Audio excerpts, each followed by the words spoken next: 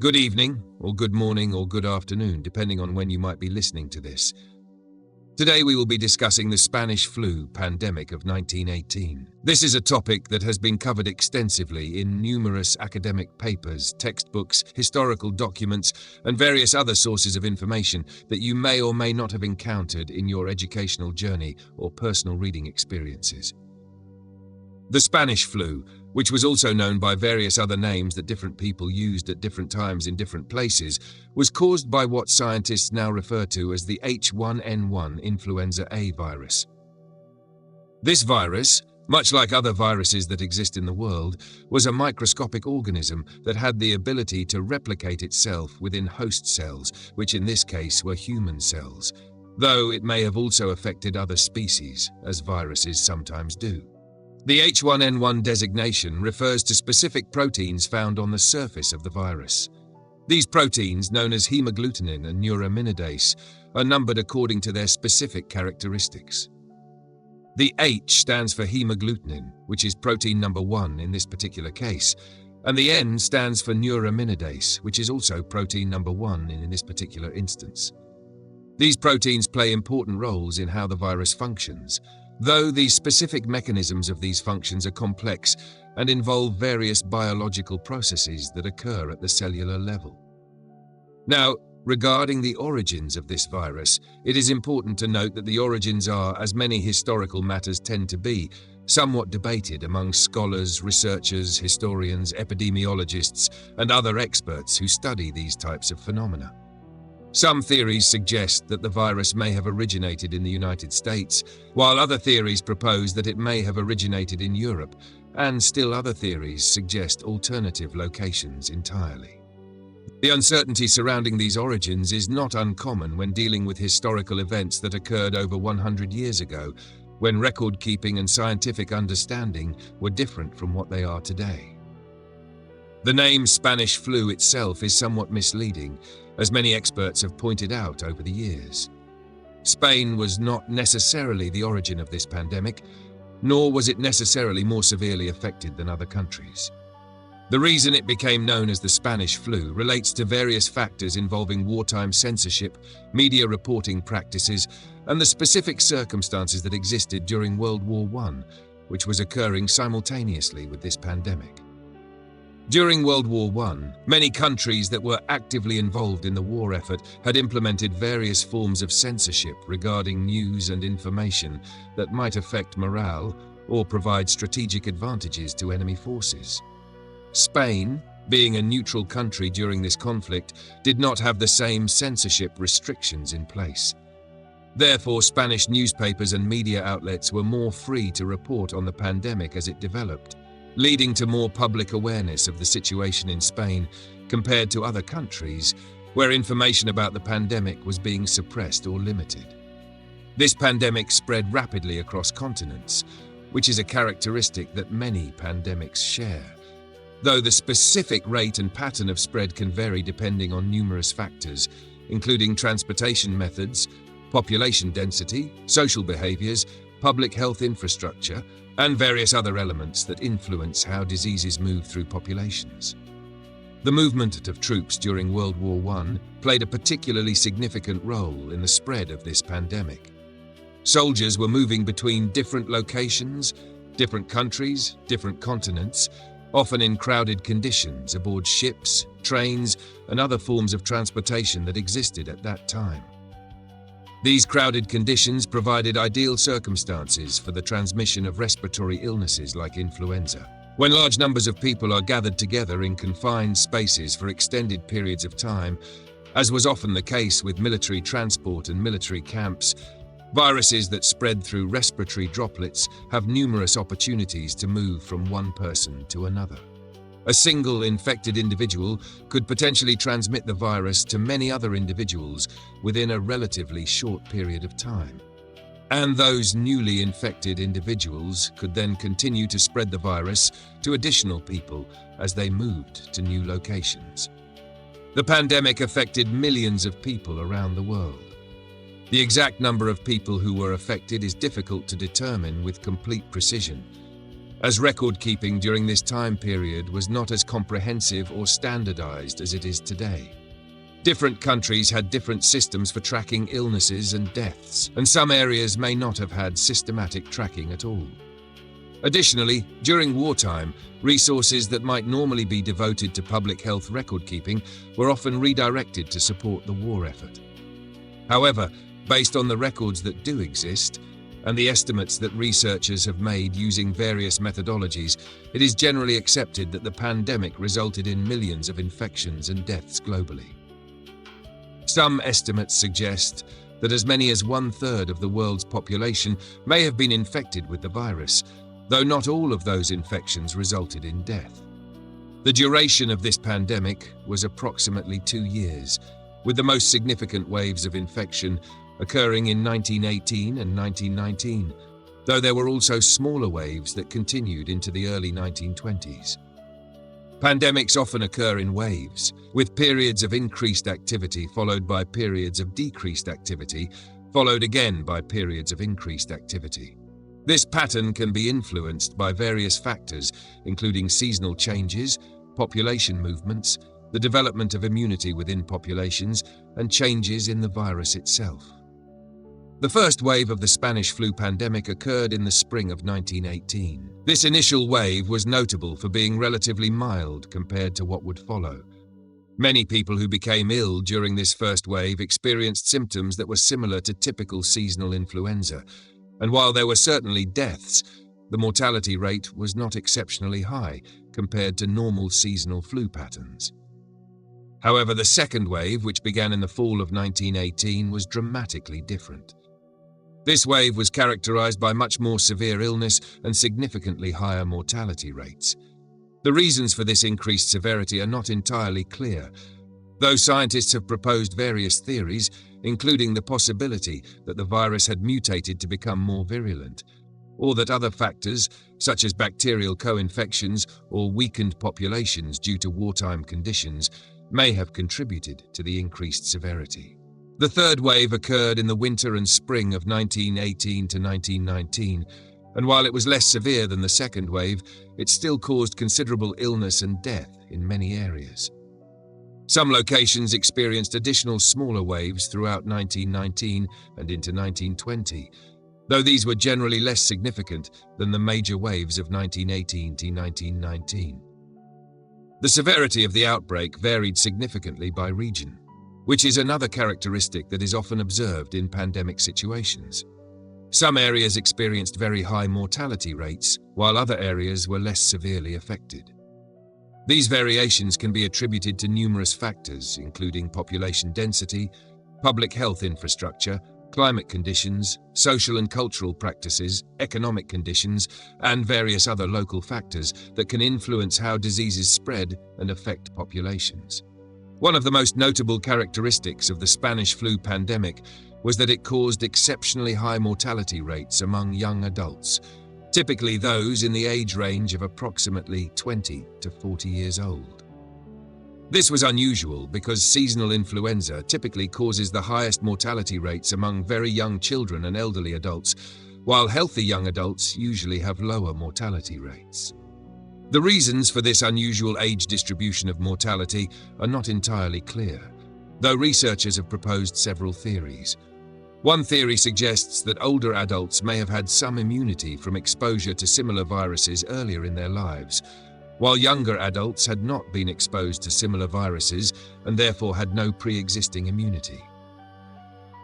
Another theory proposes that the strong immune systems of young adults may have actually worked against them, causing an overreaction known as a cytokine storm that could be fatal. Now, turning our attention to the modes of transmission of this virus, it is important to understand that influenza viruses, including the H1N1 virus that caused the Spanish flu, primarily spread through respiratory droplets. These droplets are produced when infected individuals cough, sneeze, talk, or engage in other activities that expel small particles from their respiratory system. These respiratory droplets can vary in size, with larger droplets typically falling to the ground or onto surfaces relatively quickly, while smaller droplets, sometimes called aerosols, can remain suspended in the air for longer periods of time. When a susceptible individual inhales these droplets, either directly from the air or after they have landed on surfaces and been transferred to the individual's hands and then to their mouth, nose, or eyes, infection can occur. Close contact with infected individuals significantly increases the risk of transmission. Close contact is generally defined as being within approximately 6 feet of an infected person, though this distance can vary depending on various factors including air circulation, humidity, temperature, and the specific activities being engaged in by the infected person. Crowded conditions create ideal circumstances for the rapid spread of respiratory viruses like influenza. When many people are gathered together in enclosed spaces, there are numerous opportunities for respiratory droplets from infected individuals to reach susceptible individuals.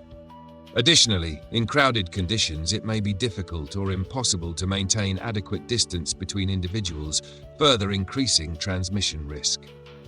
Poor sanitation practices can also contribute to virus transmission.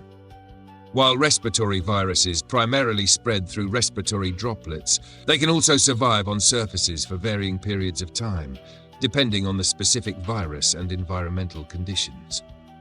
If individuals do not practice proper hand hygiene, they may pick up virus particles from contaminated surfaces and then transfer them to their own respiratory system. During the time period of the Spanish flu pandemic, understanding of virus transmission was limited compared to current scientific knowledge. Viruses had not yet been clearly identified and characterized, and many of the public health measures that are now considered standard for controlling respiratory disease outbreaks were not yet well established or widely implemented. The patterns of spread across different countries were influenced by various factors, including population density, public health infrastructure, and government responses. Countries with higher population density often experienced faster and more severe spread of the virus, as there were more opportunities for person-to-person transmission in areas where large numbers of people lived in close proximity to one another. The effectiveness of public health infrastructure varied considerably between different countries and even between different regions within the same country.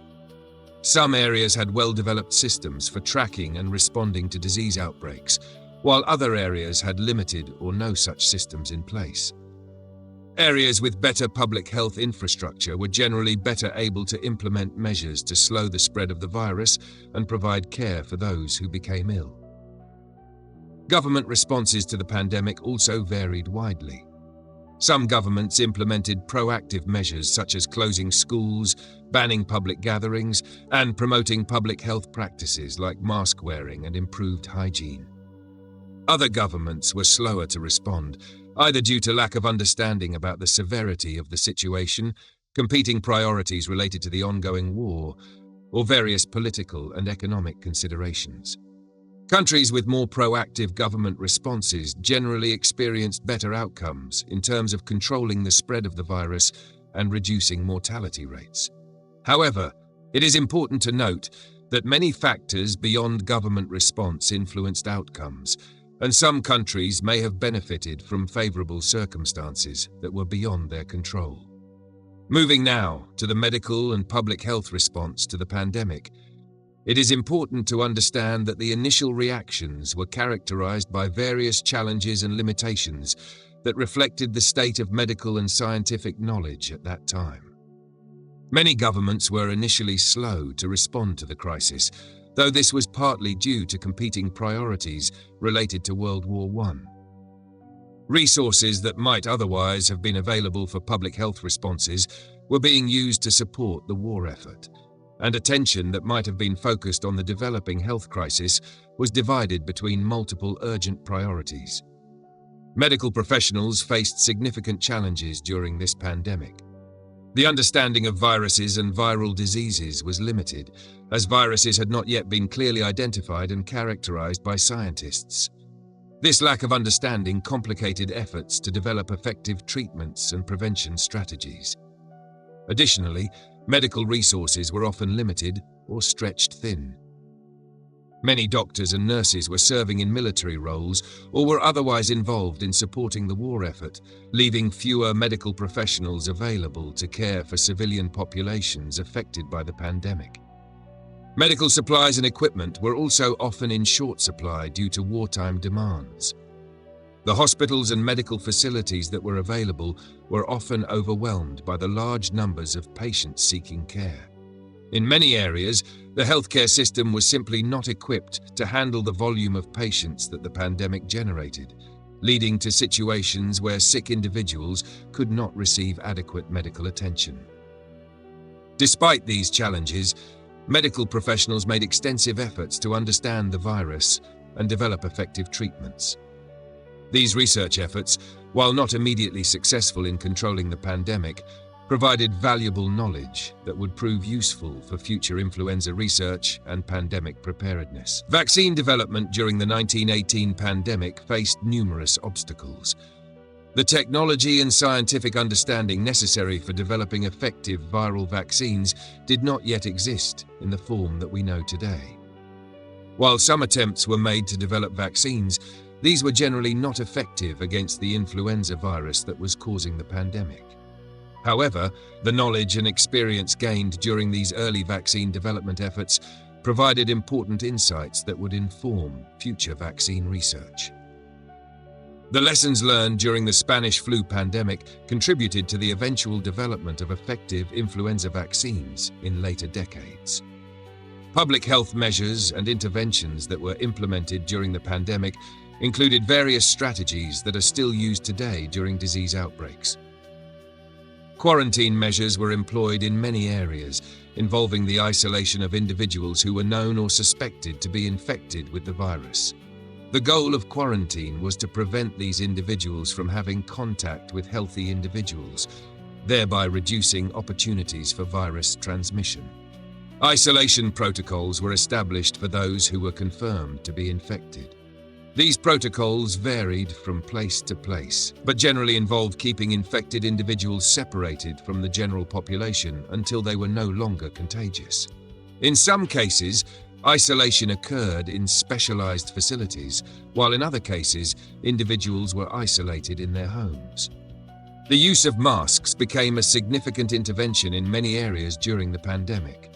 Masks were promoted as a way to reduce the transmission of respiratory droplets from infected individuals to susceptible individuals.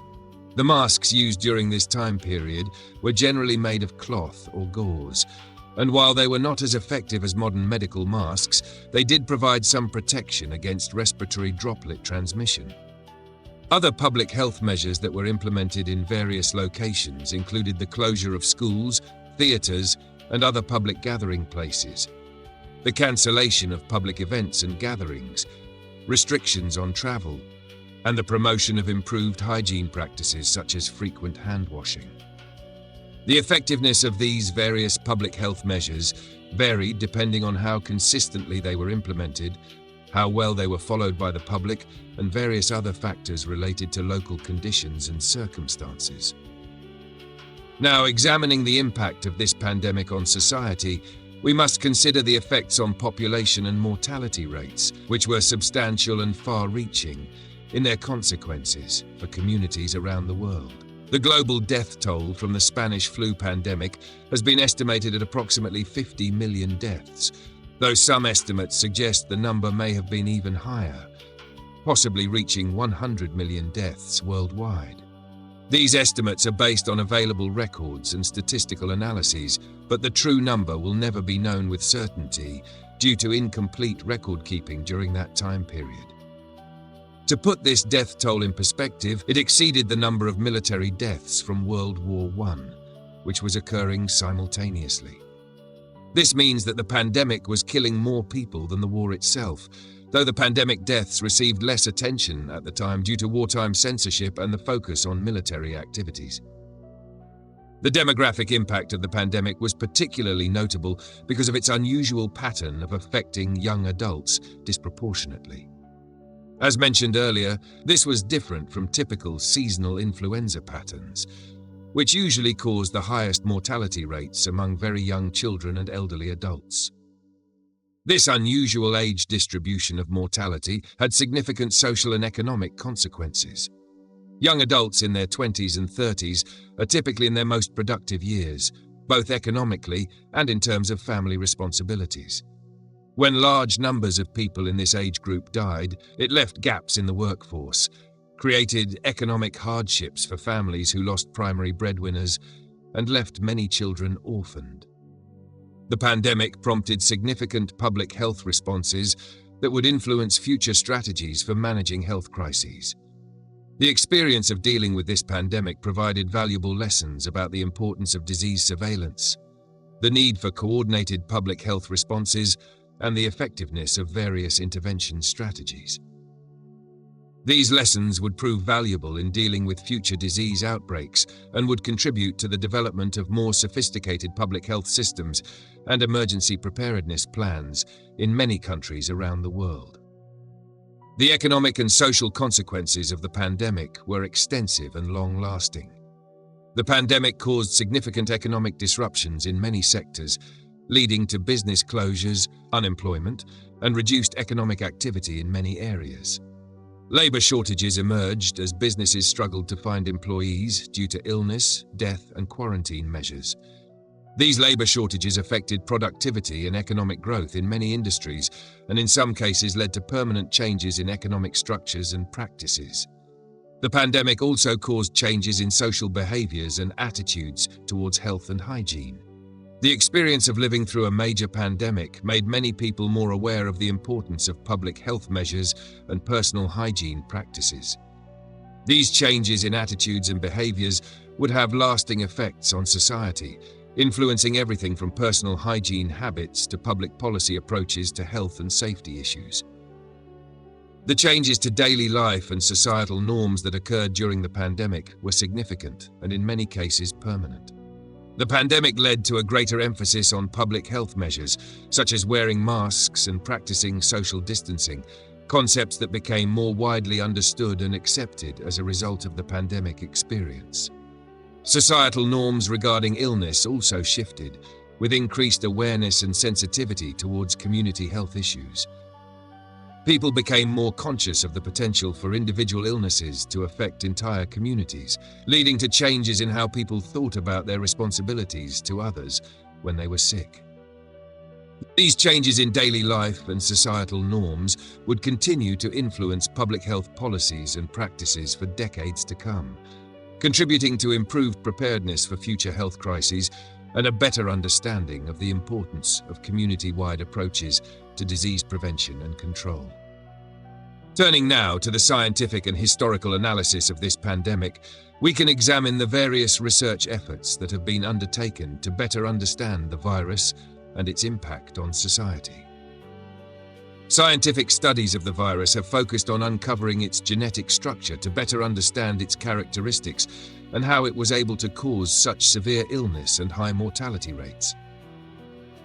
These studies have involved analyzing preserved tissue samples from victims of the pandemic, as well as using various molecular biology techniques to reconstruct the genetic sequence of the virus. Research has also analyzed the transmission patterns of the virus to better understand how it spread among populations and why it affected some groups more severely than others. These studies have looked at factors such as population density, social behaviors, environmental conditions, and various other variables that may have influenced virus transmission. Studies of the immune response triggered by the Spanish flu virus have sought to understand why the virus was so deadly, particularly among young adults. These studies have contributed to our understanding of how the immune system responds to influenza viruses and have provided insights that have been useful for developing better treatment strategies for influenza and other respiratory diseases. Historical documentation and analysis of the pandemic have involved examining primary sources such as letters, diaries, official records, and newspaper accounts that provide first-hand information about how the pandemic affected individuals and communities. These primary sources offer valuable insights into the human experience of living through the pandemic, including how people understood and responded to the crisis. what their daily lives were like during the pandemic, and how communities organized themselves to deal with the challenges they faced. Secondary sources have analyzed this primary data to provide broader context and interpretation of the societal impact of the Spanish flu.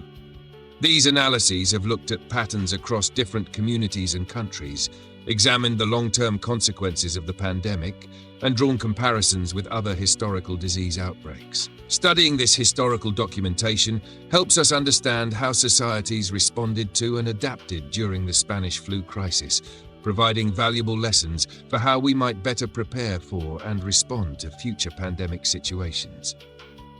The lessons learned from the Spanish flu pandemic have important implications for future pandemic preparedness and response. One of the most important lessons is the crucial importance of being prepared for health crises before they occur. The Spanish flu demonstrated that pandemics can develop and spread very rapidly, leaving little time for preparation once an outbreak has begun. This emphasizes the need for advanced planning, including the development of emergency response protocols, the stockpiling of medical supplies and equipment, and the establishment of systems for rapid communication and coordination between different agencies and organizations. The pandemic also demonstrated that swift action is required during health crises to minimize their impact on public health and safety. Delays in implementing public health measures can allow diseases to spread more widely and cause more severe outcomes than might otherwise occur. Effective communication was identified as essential for managing health crises efficiently. During the Spanish flu pandemic, inconsistent or delayed communication contributed to confusion and may have hindered efforts to control the spread of the virus. Clear, timely, and accurate communication with the public is necessary to ensure that people understand the situation and know what actions they should take to protect themselves and others. The importance of international cooperation and coordination was also highlighted by the Spanish flu pandemic. Because pandemics affect multiple countries simultaneously, effective response requires cooperation and information sharing between different nations. The experience of the Spanish flu contributed to the eventual development of international organizations and agreements focused on global health security. Another important lesson from the Spanish flu pandemic relates to the need for robust public health infrastructure.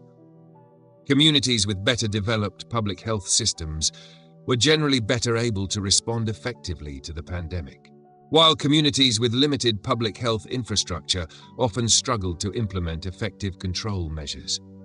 This lesson has contributed to ongoing efforts to strengthen public health systems around the world, including investments in disease surveillance systems, laboratory capacity, healthcare workforce training, and emergency preparedness planning.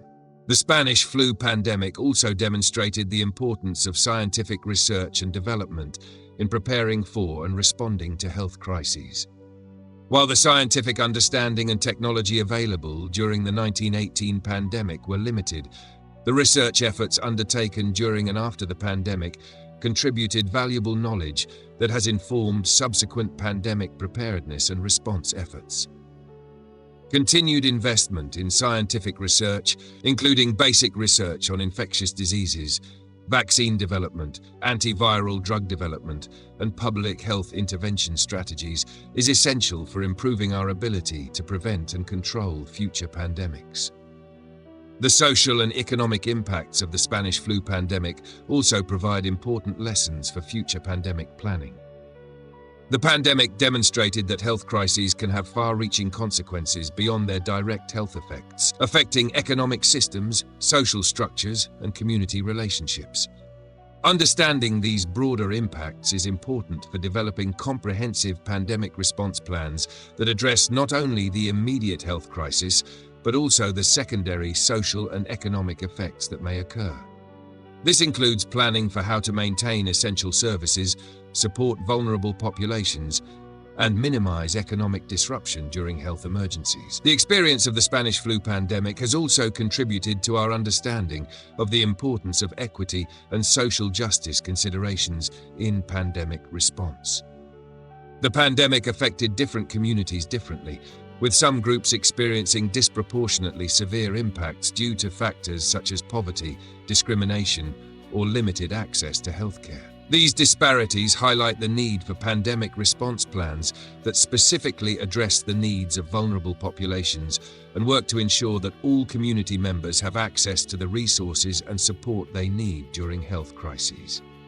In conclusion, the Spanish flu pandemic of 1918 to 1919 was a significant historical event that had profound impacts on global health, society, and our understanding of pandemic diseases. The pandemic was caused by an H1N1 influenza A virus that spread rapidly around the world, facilitated by the conditions of World War I, including troop movements and crowded conditions. The pandemic lasted approximately 2 years and caused an estimated 50 million deaths worldwide, with unusual patterns of mortality that disproportionately affected young adults.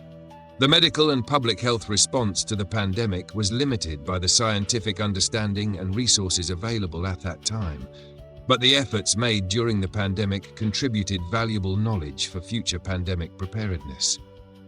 The pandemic had extensive social and economic consequences, causing labor shortages, business closures, and changes in social behaviors and attitudes towards health and hygiene. These changes had lasting effects on society and contributed to the development of improved public health systems and practices. Scientific and historical analysis of the pandemic has provided important insights into the nature of pandemic diseases and their impacts on society. The lessons learned from the Spanish flu pandemic continue to inform current pandemic preparedness and response efforts, emphasizing the importance of advanced planning, swift action, effective communication, international cooperation, robust public health infrastructure, continued scientific research, and attention to equity and social justice considerations. Understanding the Spanish flu pandemic helps us grasp the complexities of pandemic diseases and their effects on global health and society.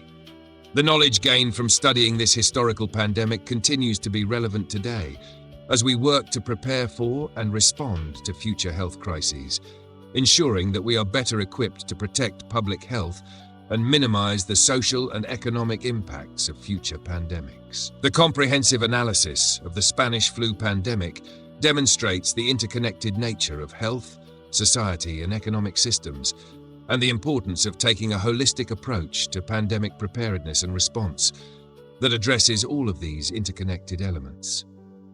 As we continue to face new infectious disease challenges in the modern world, the lessons learned from the Spanish flu pandemic remain relevant and important, providing guidance for how we can better prepare for and respond to future health crises while protecting the health and well-being of communities around the world. This concludes our comprehensive examination of the Spanish flu pandemic of 1918-1919, covering its origins and transmission, the medical and public health response, its impact on society, and the scientific and historical analysis that has helped us understand this significant historical event and its continuing relevance for modern pandemic preparedness and response efforts.